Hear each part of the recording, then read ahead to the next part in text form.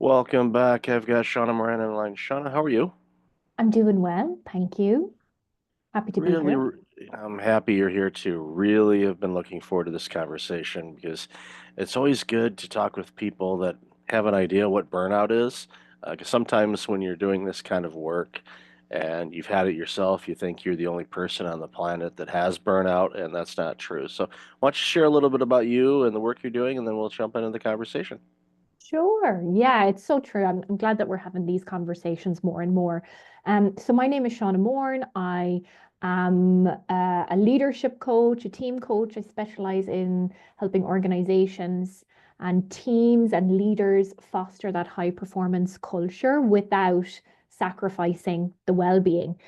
So I really am focused on systemically how do we create organizations that truly thrive and scale their well-being as they scale their businesses. So I do a lot of work within that area. I've wrote a book on the topic. I do a lot of training. I specialize a lot in working with women in particular, because as a demographic, it's women that we're seeing that are burning out the most and leaving the workforce because of burnout issues. So yeah, for me, it's about driving that kind of real systemic change across our organizations. So that's where I'm most passionate and lit up.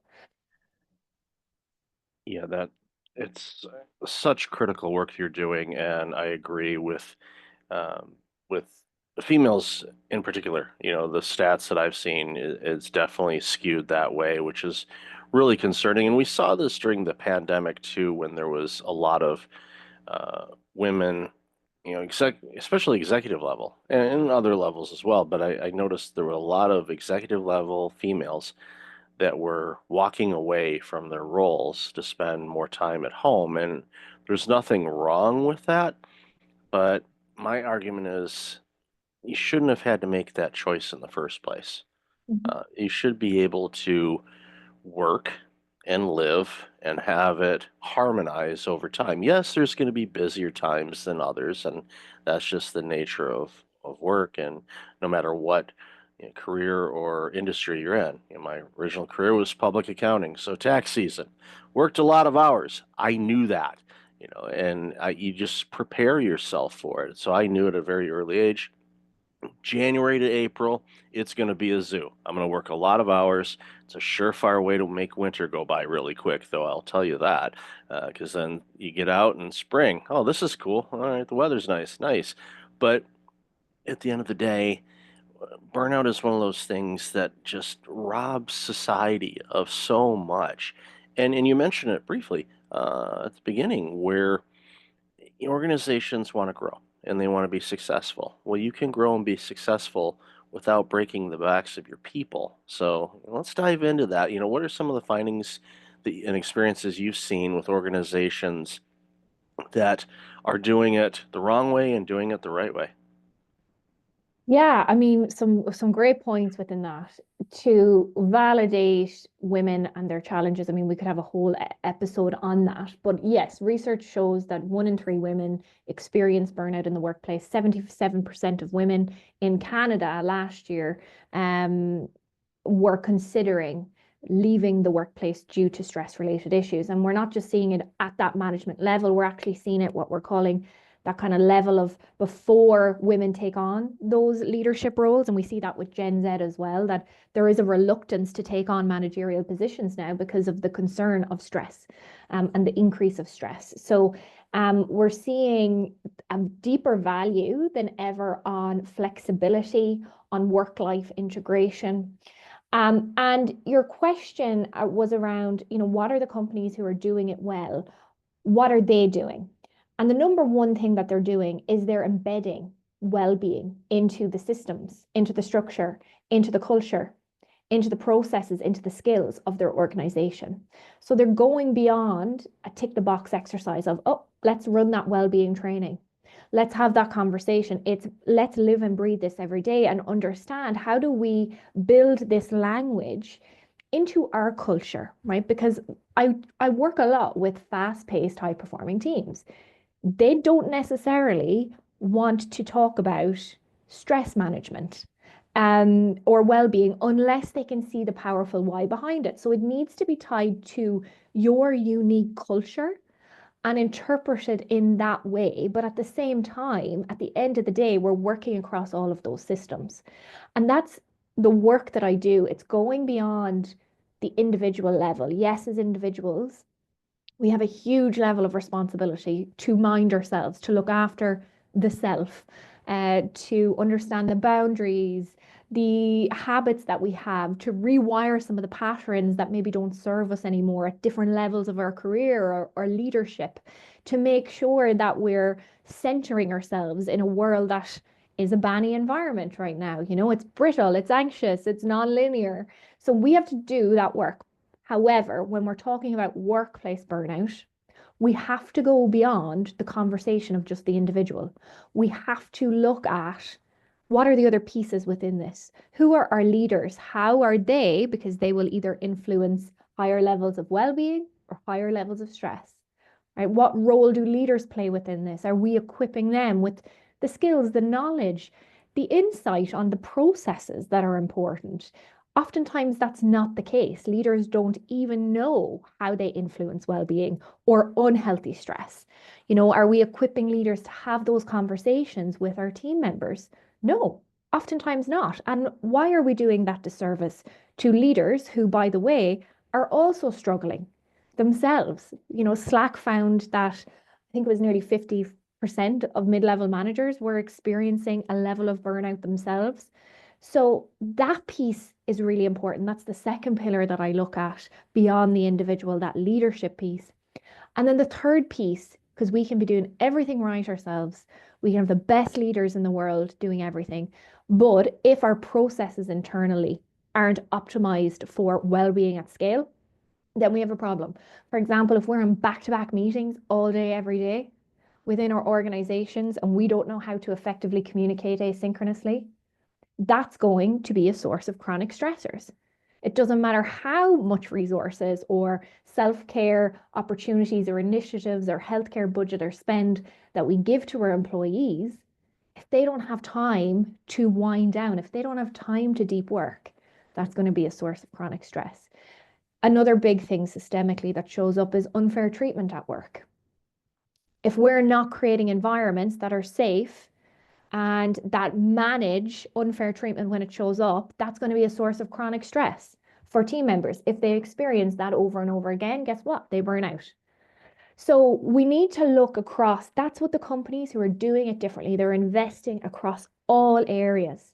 And they're not saying they're perfect, but they're saying, look, we're committed to looking across all these areas. And that's where the change actually happens because you've everybody going together with a strong why. I love that, and it everyone wants this quick, instant fix. Well, my team's burning out. What can I do to fix it? Well, depends, but I can guess why they're burning out. And you mentioned Gen Z or Gen Z if you're in the States. Uh, they're looking at management opportunities and they're turning their nose up and go, you know what? No. Even though I would love the salary increase, I don't want that nightmare. I don't want that headache because the way that we are working is not working anymore. We need, and I had a conversation the other day with somebody that does similar work. They're not focused on burnout prevention per se. They're more on the retention side of things, which is a huge component of burnout. If you keep burn out your team, it's hard to keep them. But their focus was on improving culture, but it boiled down to the way that work, especially office work, for example, has been pretty much the same ever since the industrial age. So they basically adopted the manufacturing assembly line, Henry Ford way of doing things. And they said, hey, this will work in an office. It never really was meant to, but they kind of modified it and put a couple things together and got some duct tape and basically put it together to have this environment. And in some places, depending on the personnel and the type of work, it worked for a while, but one of the biggest challenges, and I know you're seeing this too, is we have a ton of different generations in the workplace too. So a baby boomer aged employee, their psychological needs and their work needs can be completely different than a millennial or Gen Z or Gen X. And of course, we got Gen Alpha coming into the mix now at a very early stage, but they're starting to show up in the workforce. So you've got all of these generations, and they all have different needs. And as an organization, it's not a one size fits all. If you think that's the case, then you better just be basically hiring the same age and same group and all that, which is against the law, by the way. Don't do that. But don't you can't expect everyone to be the same. And going into the deep dive and the pillars that you've developed in the work that you're doing, obviously through observation and experience and everything else, it's one of those things where the key thing for an organization is they can't look at wellness or workplace wellness or retention or anything like that as these outside components. It has to be part of your DNA. It has to be the exact, okay, we build these things or we provide this service. Where does wellness in that? Is it in the policies and procedures, the standard operating procedures? Where is that mentioned? Because it should be a component of it. Because all these people that are working all these crazy hours, we know the stats. We've seen it. The UK has been doing the 4-day work week for a few years now in many organizations, and what they've discovered is people are more productive.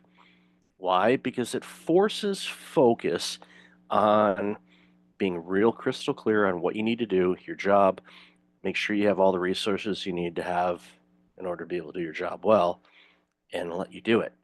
And create an environment where people can openly share and communicate. Because even with all the Teams meetings, or if you're back in the office, the in-person meetings, you hit it right on the head. When you have meeting after meeting after meeting, you're not getting any work done, and then you're upset that your employees' productivity is down. Well, if you have them in meetings all day, you're not going to get anything done. You have to Yeah.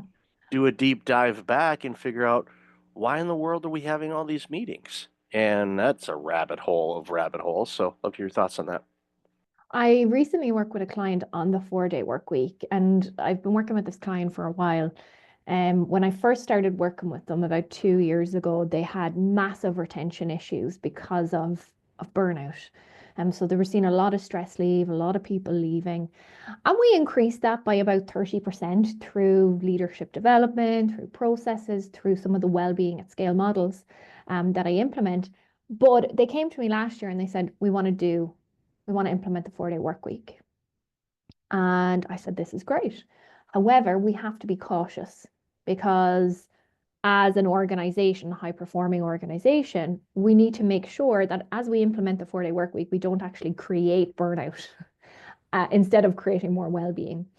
And that's what we worked on. We took the process, we slowed the process down, we collected data, we did a full assessment to make sure that the organization was ready. We identified key areas within their DNA of their company culture that needed to change in order to support the 4-day work week.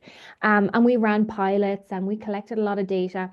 And they've officially become a 4-day work week organization, but they put in a lot of work. Like we ran something like 23 training sessions on everything from how to measure the output of your productivity rather than the input. We saved, I think, 50 hours organizational wide on meetings alone.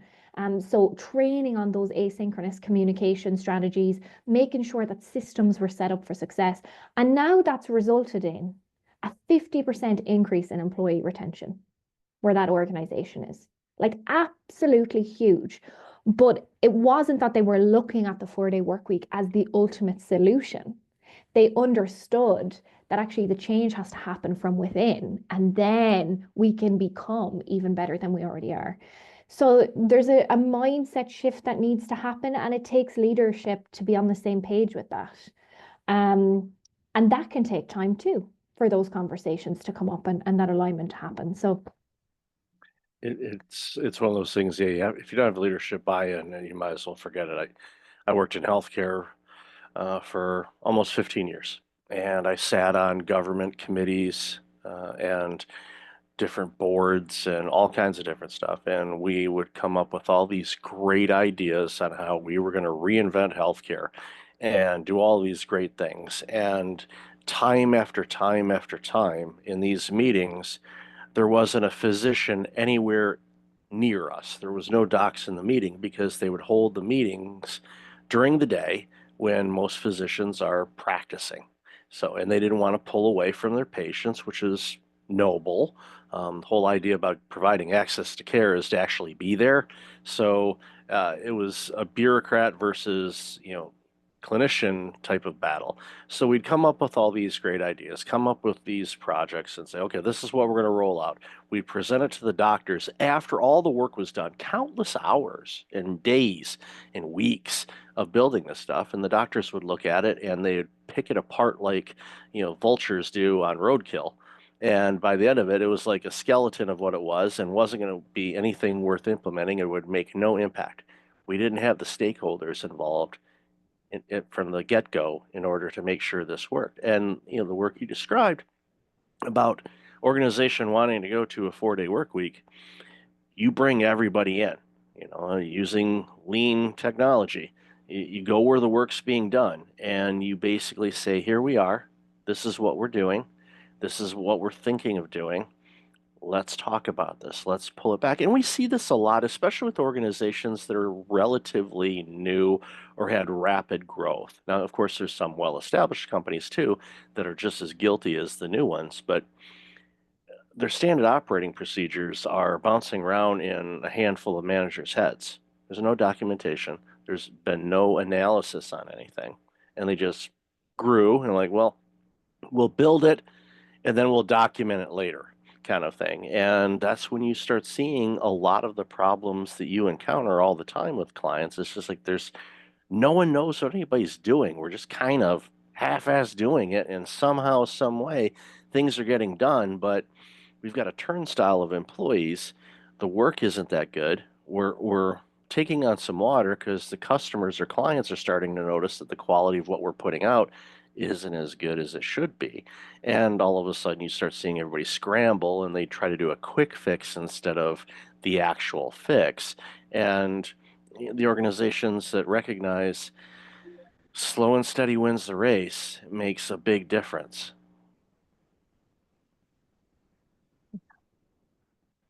So I always ask this not to be a dreamer or, overly optimistic, but you're seeing companies that are recognizing that wellness is not just a HR responsibility, it's an everyone responsibility. So the organizations that have done the work, and you just mentioned, an example of 50% increase in retention, which is gigantic.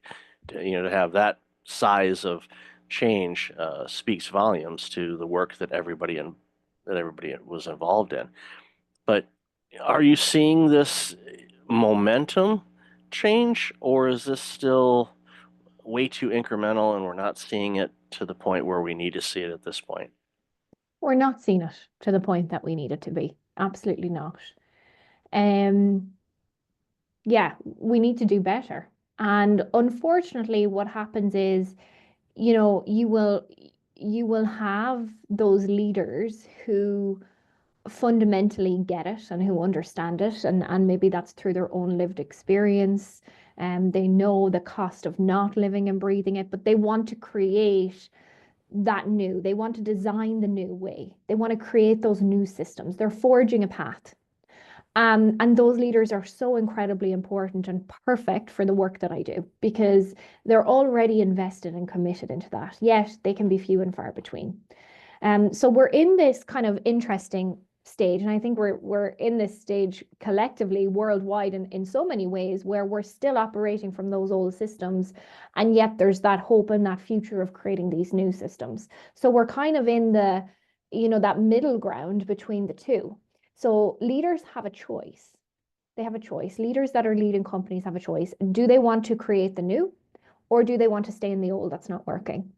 And sometimes it has to happen that they are put into the new because staying in the same system there's too much discomfort there. The cost is too high.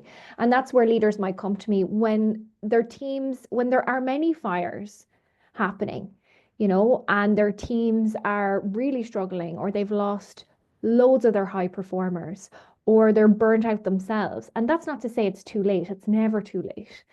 However, how can we start being more proactive in our organizations instead of reactive? And how can we be more proactive as individuals and as leaders instead of reactive?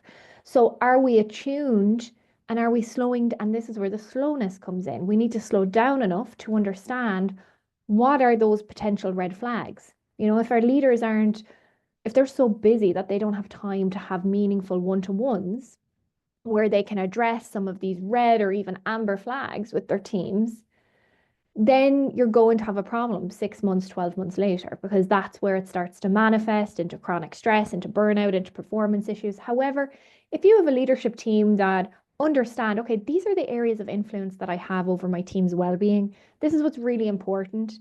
This is what I should bring into my one-to-ones and how I should bring it up. And here are some red flags that I know about in each individual on my team. And if I notice this, this is how I can bring it up in a trusting and safe space so that we can get to the driver of what's actually going on.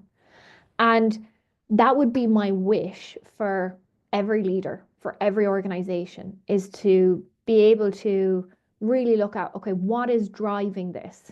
Okay, if you've two people that have left in a company of 100 because of stress or workplace burnout, okay, maybe it is more on that individual level. However, if you've patterns there, if you've data, if your leaders are saying it, if you're losing a lot more people, if people are going on stress leave, you need to look at that root cause. You need to go into that driver and understand what that is. And once you do that, you're getting it from the source, right? And that's where change actually happens. And that can be hard to look at for some people. Not everybody wants to change. Not everybody wants to look at that. So it's big work, it's meaningful work, and I love working with the companies who are ready for it. Yeah, it's important work. And just real quick, leaders, quit sending emails after hours and weekends. Start there. Don't use Slack. Don't use any of that thing. I know a lot of leaders like it comes to mind. I have to send it. No, you can save it in drafts or write it down. You have a notepad on your phone or by you. Just write it down, and then when the normal working hours are there, then you can send the message, or you can type it in Slack, or there's schedule send. There's all that stuff because what happens is when you receive that message, unless it's clearly articulated by you as the leader to your team, they think, okay, the CEO just sent me this. That means I have to start working on it right now. That's what they think. You may not want that, but that's what they think. And if it's after hours, you just ruined their night or their weekend or their early morning. Don't do that. You do that a couple times, all of a sudden it becomes a pattern, and then they get checked out. We know the Gartner studies on engagement from employees continues to drop, at a point where it's nauseating to look at some of the numbers. It's like quite frankly amazing that anything is getting done because these people are just flat out worn out and overworked. And it doesn't need to be that way. We know organizations that are thriving and crushing and producing a ton and are really successful that are not completely overtaxing their employees. So when you say it can't be done, no, maybe you're right. In your organization with your leadership, I'm calling people out. You're right. It can't be done because you're the reason for it. So if you want to stay the old way, that's fine. But as a stat I share all the time on this show, you know, the Fortune 500 companies from the year 2000, 52% of those companies are gone. They no longer exist. They were either acquired or they went out of business. So over half of the Fortune 500 companies from 25 years ago are gone. Why? Because of leaders like you. So knock it off, step it up, start taking care of your people. And when you do that, watch what happens. Your organization will thrive, you'll grow, you'll be looked upon as a hero. Your legacy as a leader will be viewed a lot differently than what it's looking like right now. So that's my personal challenge to any leader that's listening to this right now, that you're having retention issues. Look in the mirror, and there's a very good reason why, and it's likely because of you. And you can send me hate mail, go for it. I welcome it. I'm more than happy to have a conversation with you. But 9 times out of 10, the reason why your team is leaving is because of you as the leader. So please stop. The world needs you to be a better leader. The world needs organizations to be healthier because, as a consumer of products and services, Sean and I both want good stuff. We don't want crap. We want the good stuff. And right now, we're not getting it because too many organizations are burning out their employees and they've done it for way too long. And the shift needs to happen. It's going to happen either easily or really, really hard. And quite frankly, I'm going to suggest you might want to do the hard work now. Otherwise, it's going to be even harder down the road. So, Sean, I've loved this conversation. Forgive me for my soapbox moment, but as you know, just as you are, we get irritated and we're very passionate about this. So, where can people find out more about you and this amazing work you're doing? For sure. Yeah. Thanks for having me, Michael. If anybody wants to reach out or discuss anything I've chatted about today for your organization, for yourself as a leader, for your leadership team, you can find me on LinkedIn. It's Shauna Moran, or head to my website, www.shaunamoran.com. I'll have all that in the show notes. So, Shauna, continue being awesome and continue doing this great work. The world needs you for sure. So, thanks again for being on the show. Thanks for having me, Michael.